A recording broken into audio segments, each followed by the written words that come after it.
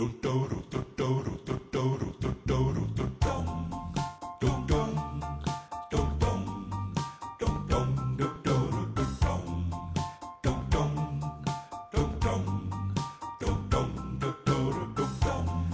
like chocolate, yes I do.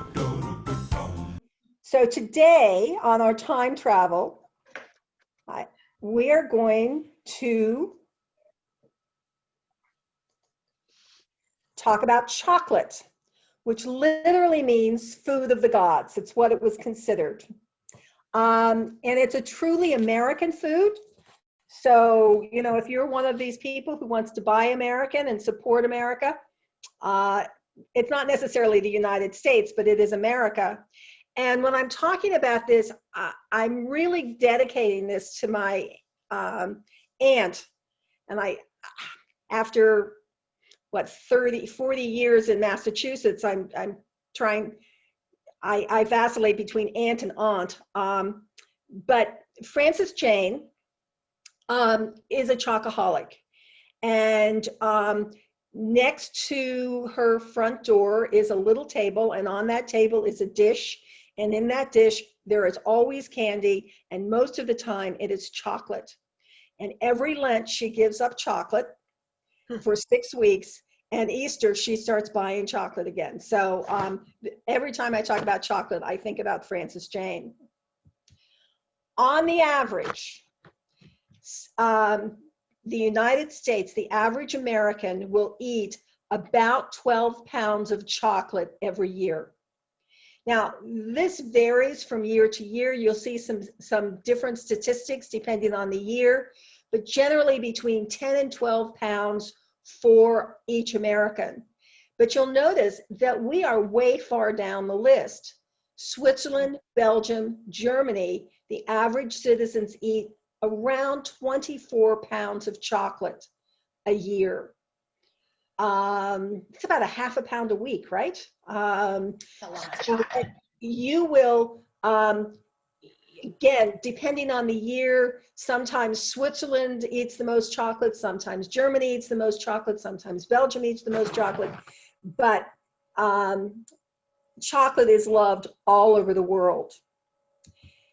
This map shows you where chocolate comes from. Chocolate came from South America and spread into Central America, and the consumption of chocolate dates back probably close to 5,000 years. People were using chocolate about when the pyramids were being built. The Native Americans fermented the seeds, they dried it, they ground it up, they added water to it, and they made a beverage out of it. The cultivation of chocolate, okay, the actual, not just we found it and we're going to eat it, like eating wild strawberries, but no, I'm going to grow strawberries. The cultivation dates back about 3,000 years. That's about the time Jerusalem was being founded by King David. And by the time of the birth of Jesus, the cultivation of chocolate had spread throughout South and Central America. And those funny containers that you see on the lower left-hand side are containers that they used for grinding the chocolate beans. Cacao, or chocolate, figured into the societies of Mesoamerica long before the Europeans came. It was a sacred food. It was a sign of social prestige. It was a part of their culture. It was associated with high status and special occasions. And you see over there on the left, they used chocolate as a beverage and they wanted it to foam. And to make it foam, they would pour it from one container to another from high up to make the foam. Paintings from this time show that cacao is used in myths and court proceedings. It was used to seal a marriage of a Mayan ruler. It is one of the few food crops that was used as a dowry and used as part of wedding ceremonies. Among the Maya, It seems like a woman would have to make the cacao, take the beans, make the drink to prove that she could make it before she could get married. So it was kind of a test that you had to pass. Cacao beans were used as currency. What you have there on the top is a pod with the cacao beans. Cacao is the foundation of chocolate. The seeds were so valuable that they were counterfeited. At many archaeological sites in Mexico and Guatemala, we have come across what look like cacao beans, but it turns out that they're clay. Now, it may be that there were people, because the cacao beans were used as currency, it may be that that it was just like counterfeit money, or it may have been because we find them in graves that these beans were so valuable that you wouldn't bury them. That's like Great Aunt Tilly wanted to saying she wanted to be buried in her diamond tiara, and you're going, hey, you know, these diamonds are too valuable. I'll make a counterfeit and keep the diamonds, and she can have the rhinestones. And by the time the Europeans came, we could, there were equivalents. 3 beans was 1 turkey egg, 1 bean was 1 large tomato. You couldn't buy the cocoa beans or the cacao beans, but you could buy things with them. So here we are, the chocolate tree, cacao, the fruit of the gods.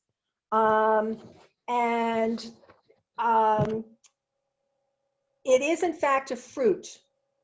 So if your doctor tells you to eat more fruit, eat more chocolate, okay? You're perfectly able to do that. The cacao tree was originally native to South America, the northern part of South America and Central America, and the tree grows pods like fruits. And the pollination, this is the flower, and it grows on the trunk of the tree. And the pollination is done by flies, not by bees. And they need heat and humidity.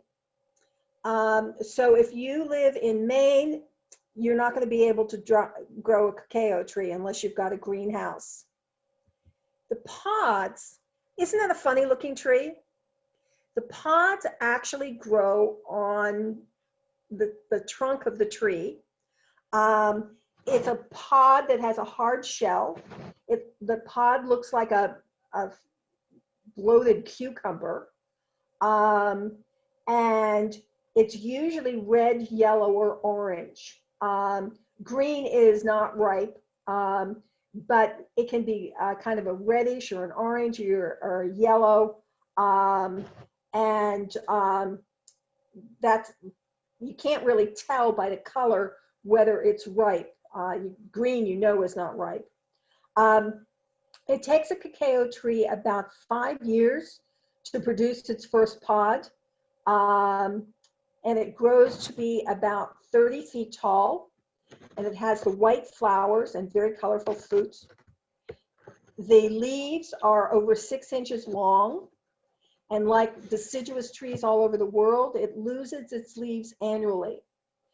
They love the shade, so they like heat, they like humidity, but they also like shade.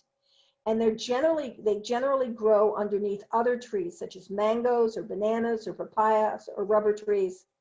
It will not grow in dry climates. It takes about, as I said, about 5 years to produce a pod. The growing season, if a tree between 5 years and 15 years is the most productive, they can live for decades, can live up to 100 years. But after that first 10 to 15 years, it's not producing much. The cacao pods take 4 to 5 months to grow, several weeks to ripen, and then are cut from the tree with a sharp blade. And when you open that pod, this is what you see. It looks like an insect, doesn't it? Looks like some sort of yucky caterpillar. But inside that is 40 to 50 cacao beans. It depends on the size of the pods. And after they harvest the fruit, they open the pod, they take out the beans, and they let them ferment. And then they dry them in the sun. Today we use artificial means, and the pulp, that white stuff, is edible. And the flavor, they say, is like a lemon mango. And there are places that use it to make juice and jellies. It takes about 5 days for the cacao beans to ferment, and then 1 to 2 weeks to dry in the sun. And that's what you get. It takes several hundred processed beans to make 1 pound of chocolate. And if you take that bean, okay, that we've got there, which kind of doesn't look like much, does it? There's 2 parts of it. There is a fat, which is cocoa butter, and then there's the cocoa solids. And both of those are used to make the chocolate that we like today. So here we have these kind of, what are these kinds of beans? They get ground up, and this is how the kinds of tools that they use to grind them.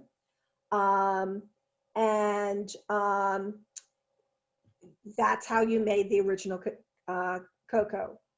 So we've got the trees, we've got the pods, we've got you know, the fats, the powder, and the chunks, and that's how we and we have 3 different kinds of trees. One which is found primarily in Central America, one which has been in South America and has been transported to Africa, and then another one which is grown all over the world. But the cacao tree started here and has now been transplanted to other areas of the world. Before the Europeans, the natives here fermented those beans, they dried them, they ground them up. Now, I don't know if any of you ever put any baking chocolate in your mouth, just plain baking powder. It's really bitter. They added chili peppers or honey, and they turned it into either a hot or cold drink. You didn't eat it as we would eat a chocolate bar or chocolate cake or something chocolate flavored. They're using it as a drink, and they want it to be foamy. Okay, so here we have, this is where it all starts. It originated in South America, can only grow in hot and humid conditions. It contains theobromine. Okay, boring, boring, boring. But theobromine is similar to caffeine. We also find theobromine in tea and cola. And the cacao tree is from the same family as cotton, hibiscus, okra, and marshmallow plants. Okay, they're all related. So by the time Christopher Columbus came, the Mayans had basically vanished, and the Aztecs were living in a climate where they didn't have a lot of cacao trees, but they still used chocolate and they traded for it, or they demanded cacao beans as payment and as taxes. The Aztecs had a different way of enjoying their drinks, and they did use honey. It was used for the very wealthy, the very powerful. We know that Christopher Columbus actually saw cacao beans, but had no idea what they were used for. And by the time the Europeans made their way to Mexico City, they claimed the Aztec king Montezuma drank up to 60 cups of chocolate a day. I don't know that we can trust that. We don't know the size of the cups. We don't know if that's an exaggeration, but obviously the king drank chocolate. The Spanish gathered their knowledge of chocolate from the Aztecs, but they were really innovative in their own right. They mixed it with hot water. So they ground up the cacao beans and they mixed in hot water, whereas over here it had always been mixed with cold. The combination of hot water with the ground cacao, sometimes they would add in some other things in the seasoning. They called it chocolate.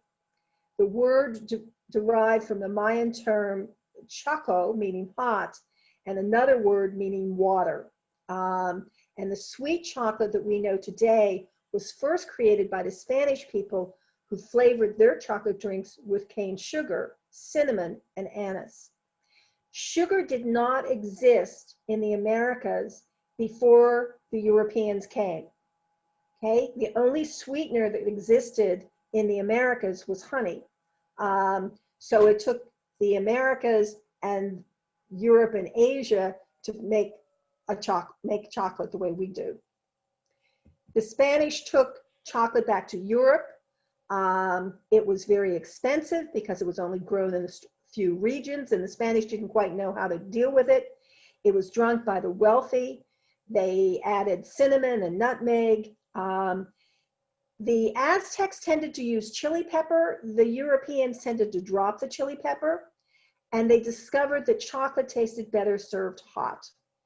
And the Spanish kept the secret of how to turn those ugly beans into a drink for more than a century. And they developed specialized serving containers for chocolate. Now, one of the things, we sometimes see the containers like the one on the left, where the spout and the handle are not at a 180 degrees, they're not on opposite sides, they're the 90 degrees from each other. And that's typical for some chocolate pots. The one on the right, you could froth it up, or you'd have the ground beans in the bottom, and you add the hot water, and then you could take that stick and go up and down and up and down and up and down to kind of froth it up and maybe mix the chocolate in a little bit better. The Spanish Empire, everything in that green, they were incredibly wealthy. And it was very common for the English and the Dutch and others to try to, let's see, how should we say this nicely? Well, steal the cargo on the Spanish ships. And when the English and the Dutch found these beans, which were very precious to the Spanish, they threw them overboard because they thought they were sheep droppings. They thought they were, we're dealing with dried poop. So back in Europe, 1500s, everything that you see there that is colored, don't pay attention to what color it is. Everything that isn't white was inherited by a guy by the name of, who's known as Charles V. The different colors show who he inherited the land from. He gets some from his father, some from his grandfather, some from his mother's family. This is a very lucky man. He inherits most of Europe. And this is when the Spanish are the wealthiest that they've ever been, and the wealthiest place in Europe, the most powerful. And this plays a huge role in the history of chocolate. Because if you look up in the north, the kind of darker orange, you see the area which was known as the Spanish Netherlands, which is today Netherlands or Holland and Belgium. And they tend to get involved in the processing of chocolate. The Spanish in Spain, they've just gotten all this gold, all this wealth. They don't really want to go into business. They're going to let other people go into business in their other territories. And so Netherlands and Belgium, they start getting involved in chocolate. And today you've got Dutch chocolate and Belgian chocolate, really quality chocolates in the world.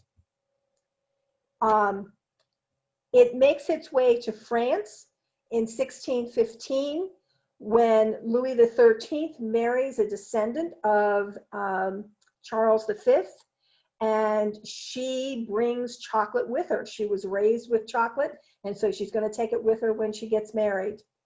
We see this map here, and I apologize for it not being real clear, but you can see Spain gets chocolate in 1528. It doesn't make it to England until 1650. And look at poor Switzerland.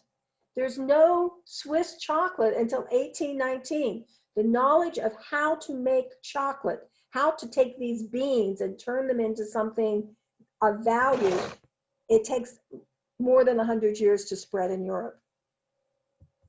And as it spreads and becomes more popular, we begin to have chocolate houses. Now remember, we're drinking chocolate.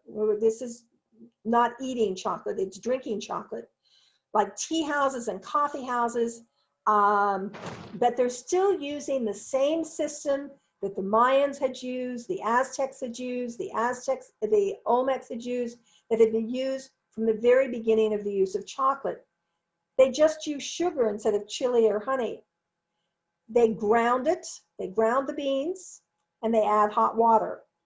But they do develop, the Frenchman does it first, a machine that grinds the cocoa beans into a paste. It's not being done by hand anymore. That's much more efficient. Later on, there's a steam-driven chocolate mill. And it was now possible to grind huge amounts of cocoa and mass-produce chocolate inexpensively, because that was the hard part, taking these beans and grinding it up small enough so that you weren't having chunks, but you had a powder.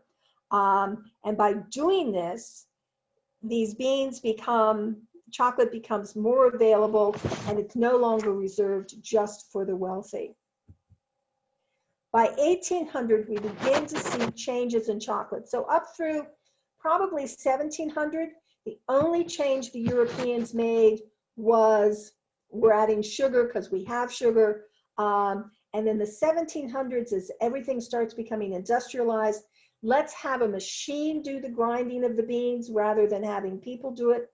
But we begin to see real changes in the 1800s. In the Netherlands, a Dutchman invents the cocoa press, and it squeezes the cocoa butter out of the beans, and that just leaves a powder, which we now call cocoa. He adds alkaline salts to this powder that helps it mix better with water and gives it a darker color. It makes the flavor a little bit milder. In this process, because it was developed in Holland, is called Dutching. And all of this innovation made chocolate smoother, creamier, and tastier. So Dutching chocolate, a natural cocoa, is more acidic, but when you use it in cooking, there's more rise and it's drier. If it's Dutched, it's less acidic, there's less rise, and what you're going to get is fudgier. So if chocolate is Dutched, it goes through this process. This process of getting the cocoa butter separated from the fat, separated from this powder, got the fries to do some, let's see what we can do with this fat, which we call cocoa butter. And they found that if they remix the cocoa butter with the cocoa powder, they could make a paste, and that paste would become solid. And the powder had just been used to make a drinking chocolate, but separating them enabled them, and then remixing them enabled them to make what we know as the chocolate bar. So in 1829, this cocoa press, which gets the fat out, and by 1847, the Fry Company has created the first chocolate bar. So chocolate bars had been around for less than 200 years. By 1875, we've got milk chocolate because we added condensed milk. So we now have the cocoa butter, we have the cocoa powder, and we add in some condensed milk and we get milk chocolate. They also develop in the 1870s a conchi machine, which makes the paste, makes it richer and smoother. By 1900, we can dip chocolate candies. By 1912, we've got filled chocolates. So the process that we use today You harvest the beans, you ferment them, you get rid of the debris, you roast them, which is drying them out. You then grind them up, and you press out the fat. You then blend the fat, the sugar with oils.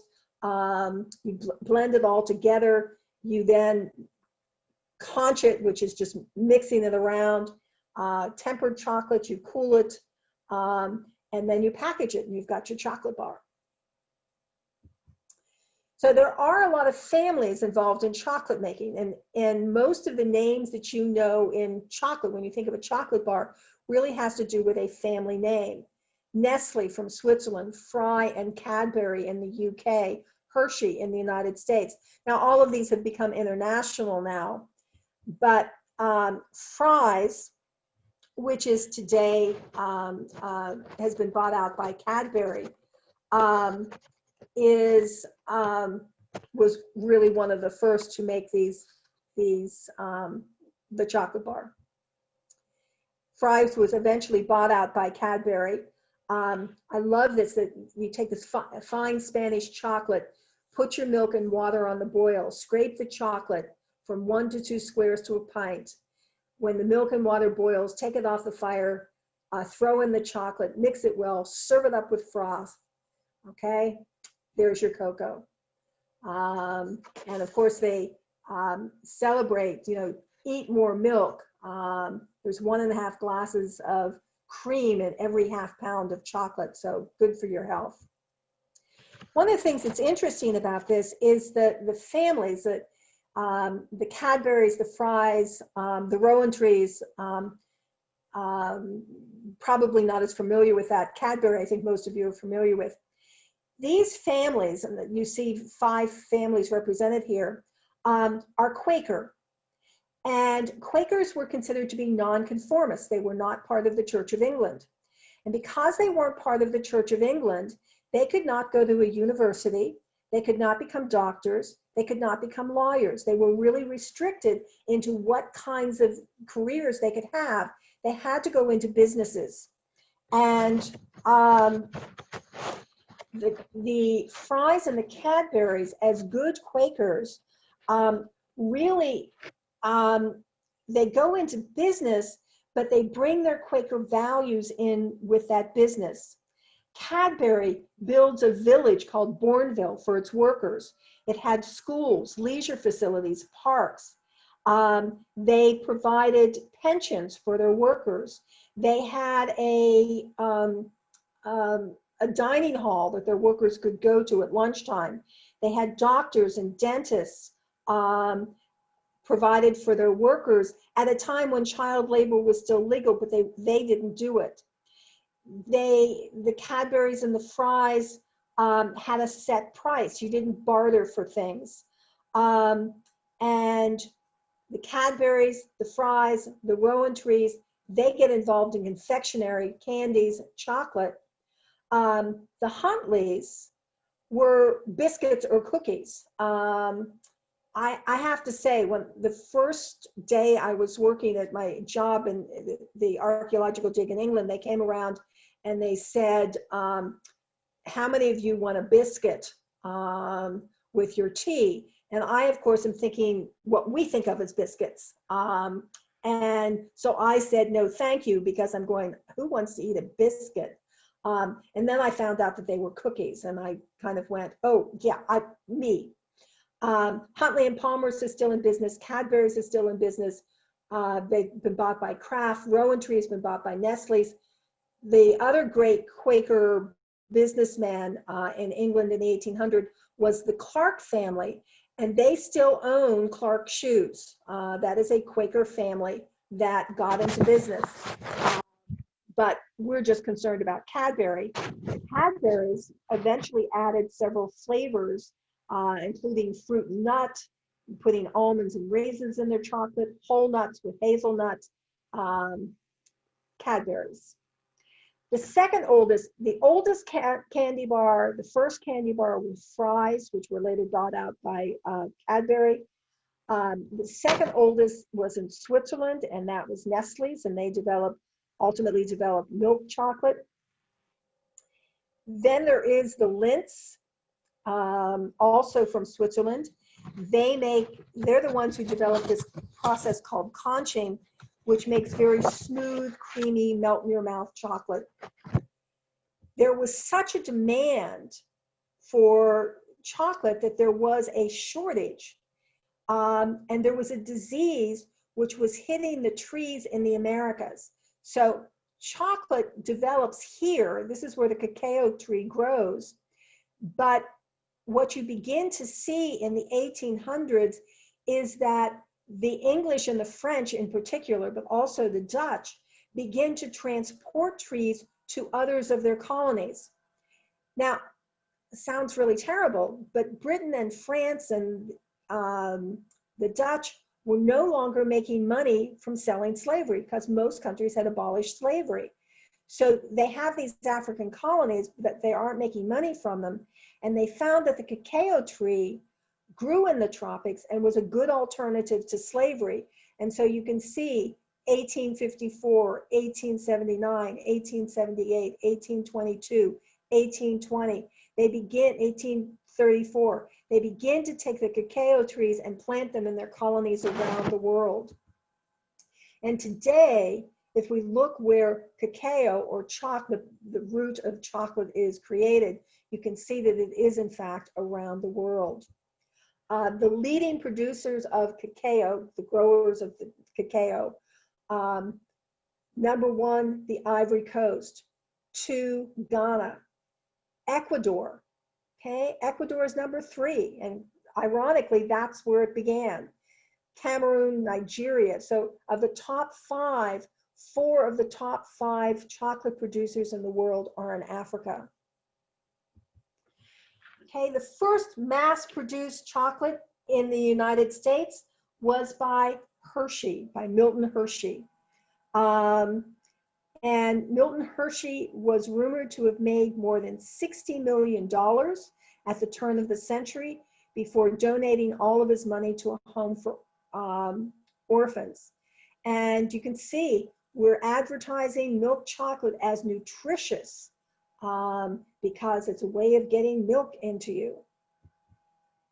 The Toblers, our third Swiss family, in 1908, Theodore Tobler had inherited a chocolate company. Wasn't doing a whole lot, but he develops this bar, which they add nougat and almonds and honey, and then they put it in this very unique triangular shape, and they patented it as the Swiss milk chocolate genuine. Well, the Americans are going to get into the act as well. And in 1922, Mr. Reese, who had 16 children, develops what we know as the peanut butter cup. He worked several jobs to support his family, and he ultimately began working on a dairy farm owned by Milton Hershey. And he went from being the dairy farmer to working in the chocolate. He was so inspired by Milton Hershey that he started making his own chocolates.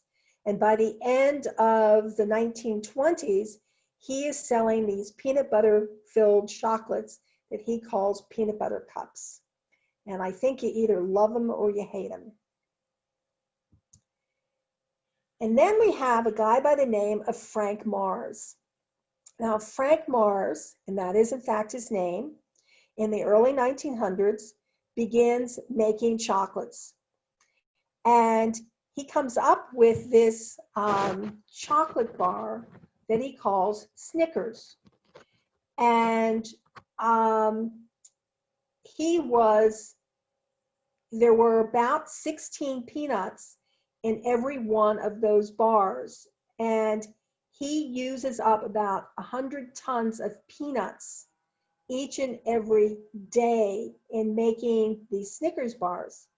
Now, there was a lot of consternation about these Snickers bars because he was selling them for 20 cents. And everybody else's chocolate bars sold for 5 cents. Well, it must have been okay because there have been more than 40 variations of the Snickers bars. It is marketed around the world, although it did for a while have another name in England. There has been a Snickers bar which has hot pepper added to it. There's another one called the espresso bar. And he got the name Snickers from his horse. As his second wife, Frank Mars himself did not have a whole lot of, he was good at making chocolate, but wasn't good at some other things. And in 1910, he divorces his first wife, marries his second, and his second wife apparently had money because she also had a horse farm, and she buys another farm in Tennessee, and they call it the Milky Way. So he had a horse named Snickers, and their farm is Milky Way, and so that becomes another one of their candies. They also produce M&Ms, Twix, the whole Mars family of chocolate making. And you can't talk about chocolate without talking about Ruth Wakefield. Ruth Wakefield owned a restaurant called the Toll House Inn. And she apparently was trying different ideas for cookies. And she wanted to melt some chocolate into her cookies.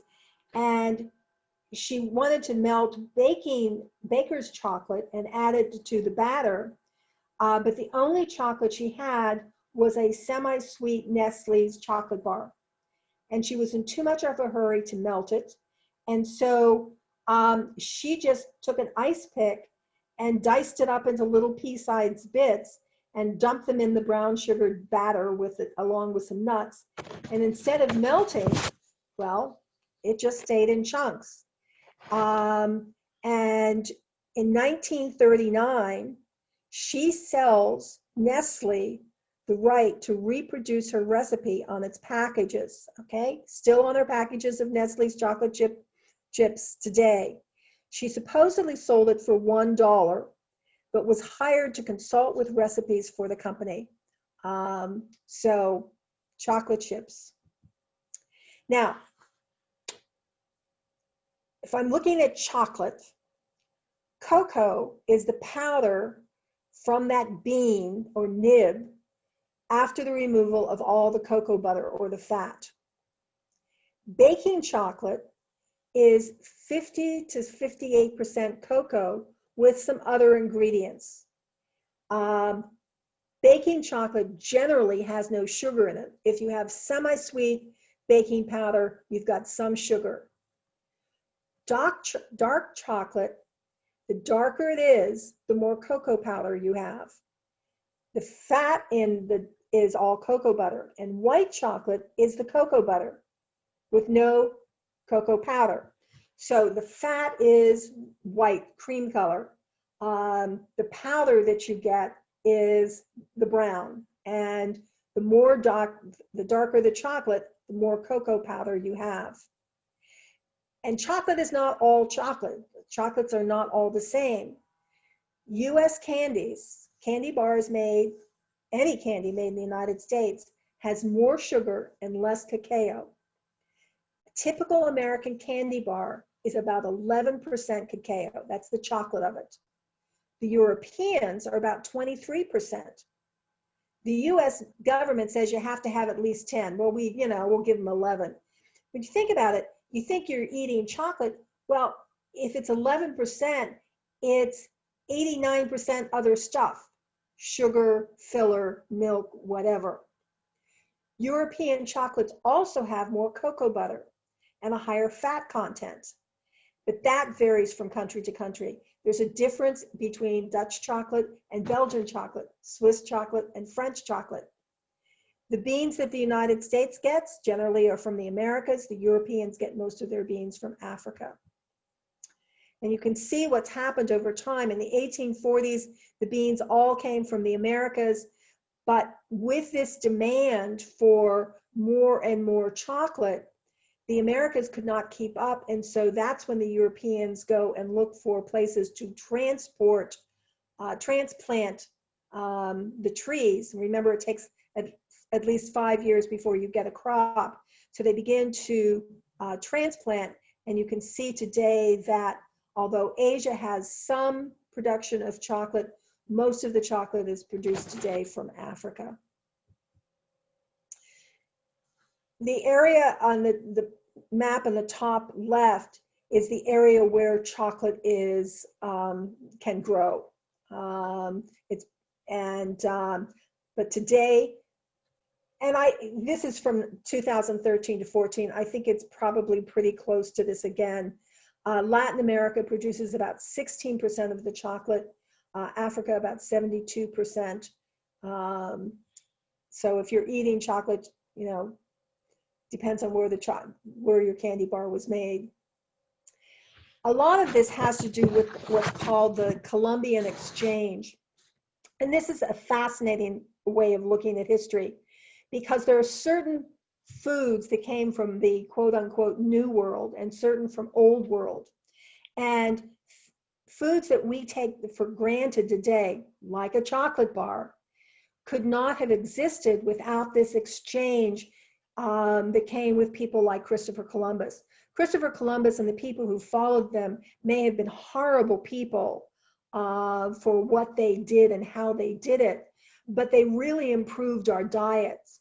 There would be no pizza if it wasn't for Christopher Columbus, because the wheat comes from Europe.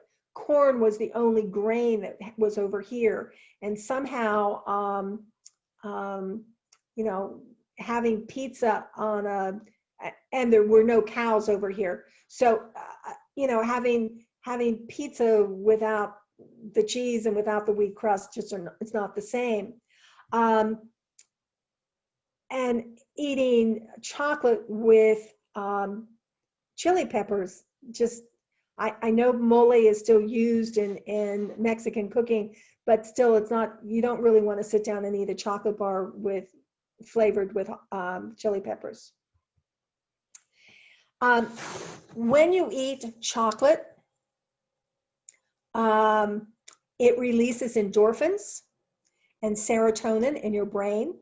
That makes us feel good. And while no proof exists that chocolate is an aphrodisiac, it does contain a chemical which is a mood elevator, which our brain produces when we feel happy or when we're in love.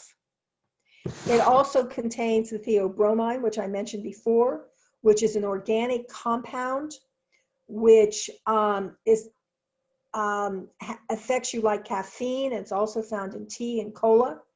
There is a rumor that scientists extracted theobromine, which it stimulates the brain, not necessarily the heart, but stimulates the brain, that they extracted it from chocolate and inserted it in Coca-Cola.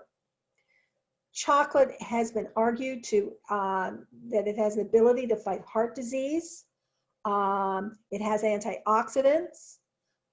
It improves your brain function. It's rich in minerals. It makes you feel happy and better, protects your skin. It lowers your blood pressure, reduces inflammation, raises good cholesterol. And you say, well, why don't I just eat it all day? The sugar is bad. Too much of anything is a bad thing. And so the fats, too much of the fats can be really bad, but a little bit of chocolate is probably not going to hurt you. So I saw this, you can't buy happiness, but you can buy chocolate, and that's kind of the same thing. So, you know, go out, enjoy, have your chocolate, have a great day.